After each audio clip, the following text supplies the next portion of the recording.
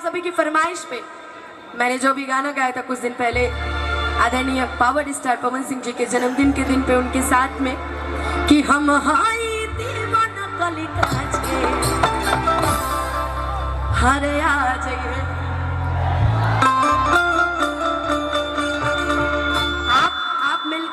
आप मिलके इतनी धूम मचा दीजिए, इतना डांस कर लीजिए ना, मतलब बिना किसी झगड़े होके आप लोग इतना धूम मचा दीजिए, इतना अच्छे से गा लीजिए कि उनको मजबूर होके यहाँ जाना पड़े। सही बात है कि चीज बाटे खींचा जानी ताकि आगा पीछा बहुए ले जाई है हमरो बा इच्छा कि कोनो शौक बता देख ली जांच के।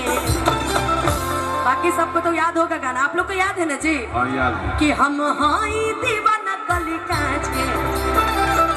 जरा आप लोग भी गा दीजिए कि हम हाय दीवाना कली कांच के।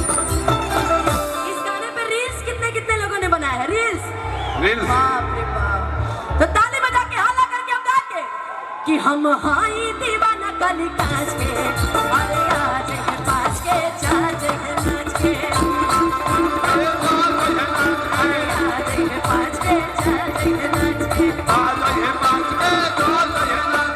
चीज बटे खींचा जानी ताकि आगा पीछा बहुए ले जाई है हमारो परीक्षा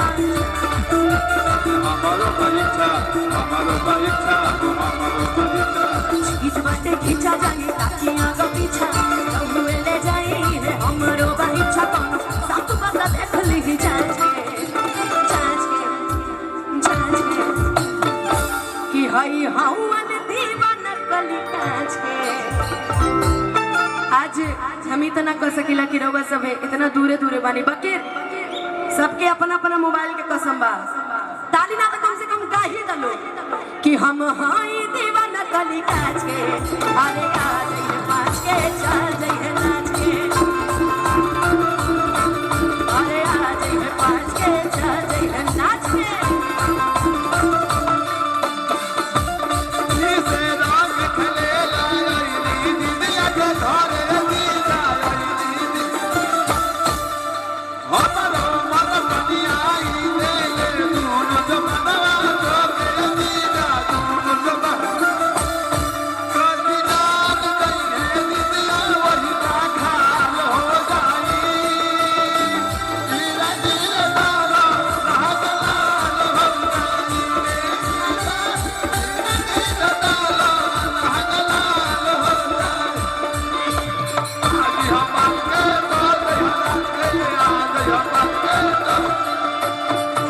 सुनिएगा नहीं आशा में दासा बिगड़ल रउआ पानी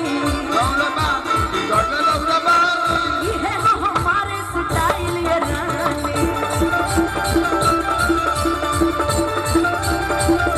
ऐसे ना नाचर करे जा पतानी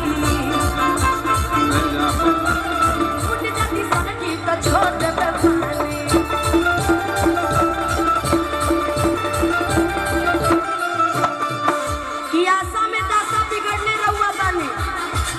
आई है हमारे स्टाइल ये रहते और ऐसे ना नजर करे जा पता नहीं अंगूठ जल्दी सनकी ता छोड़ देबे ए दादा तब कैसे चाहबो हम पाँच के। इतनी जनता है, अब हम लोग का जाना अभी मुमकिन नहीं है। ए दादा तब कैसे चाहबो हम पाँच के कि हम हाय दीवाना कली कांच के। सब हमारे कैमरा वाले भी गावते हुई है बैक कैमरा को के कि हम हाय दीवाना कली कांच के हरे आज पाँच के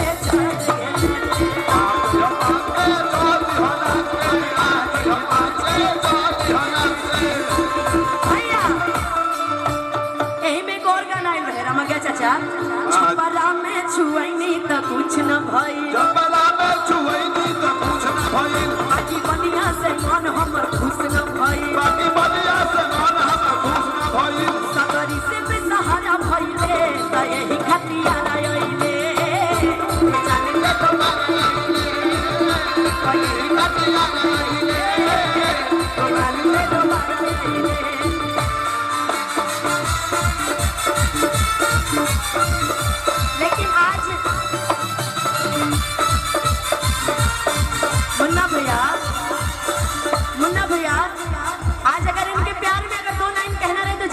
सा कि दिल धड़काता तोहरा ही प्यार में, तोहरा ही प्यार में, तोहरा ही प्यार में, तोहरा ही प्यार में। मन मस्त भइल बा मस्ती में, दिल बैठल प्यार के कस्ती में, रहेला अखिया हरदम इंतजार में।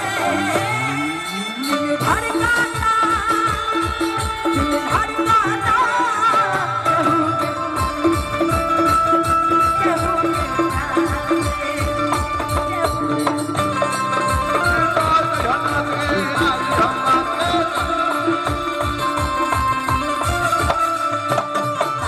खिलल बदन बा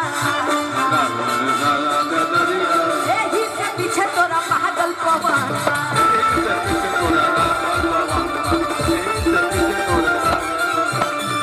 प्रियांशु के भी कुछ मन बा